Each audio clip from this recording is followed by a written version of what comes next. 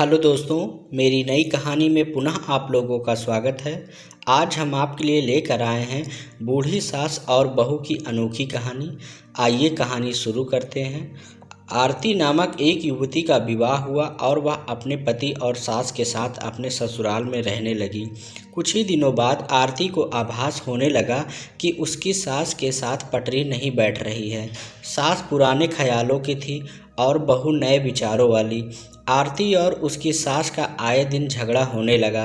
दिन बीते, महीने बीते, साल भी बीत गया। न तो सास टीका टिप्पणी करना छोड़ती और न आरती जवाब देना। हालात बद से बदतर होने लगे।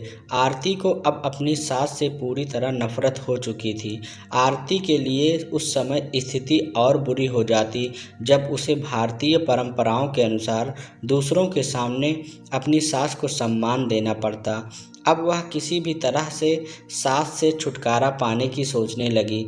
एक दिन जब आरती का अपनी सास से झगड़ा हुआ और पति भी अपनी मां का पक्ष लेने लगा तो वह नाराज होकर मायके चली आई। आरती के पिता आयुर्वेद के डॉक्टर थे।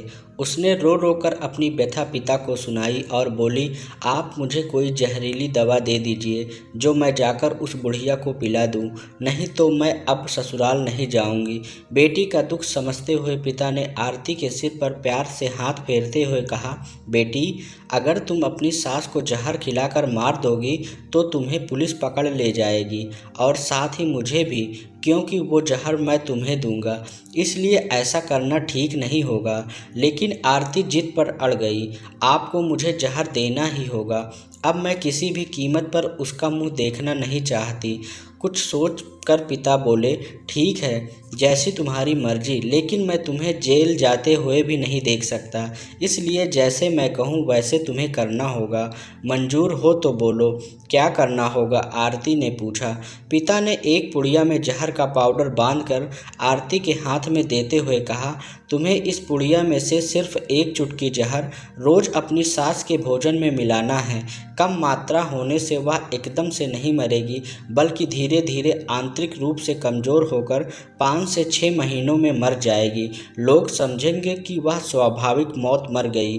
पिता ने आगे कहा, लेकिन तुम्हें बेहद सावधान रहना होगा ताकि तुम्हारे पति को बिल्कुल भी शक न होने पाए, वरना हम दोनों को जेल जाना पड़ेगा।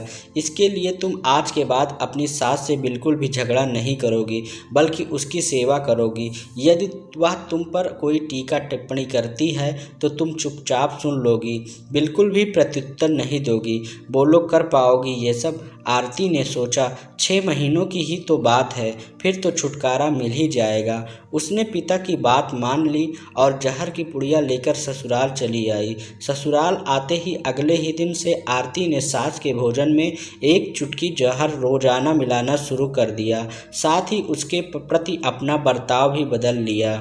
अब वह सास की किसी भी ताने का जवाब नहीं देती, बल्कि क्रोध को पीकर मुस्कुराते हुए सुन लेती। रोज उसके पैर दबाती और उसकी हर बात का ख्याल रखती।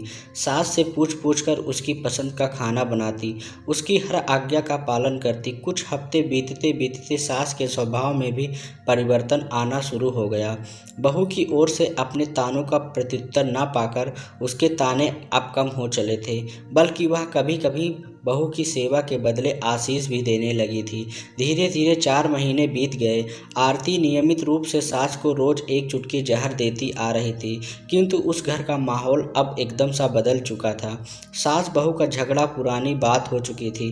पहले जो सास आरती को गालियां देती नहीं थकती थी, अब वही सास पड़ोस वालों के आगे आरती की तारीफों के पुल बांधने लगी थी। बहू को साथ बिठाकर खाना खिलाती और सोने से पहले भी जब तक बहू से 4 प्यार भरी बातें न कर ले उसे नींद नहीं आती थी। 6ठा महीना आते आते आरती को लगने लगा कि उसकी सास से उसे बिल्कुल अपनी बेटी की तरह मानने लगी है।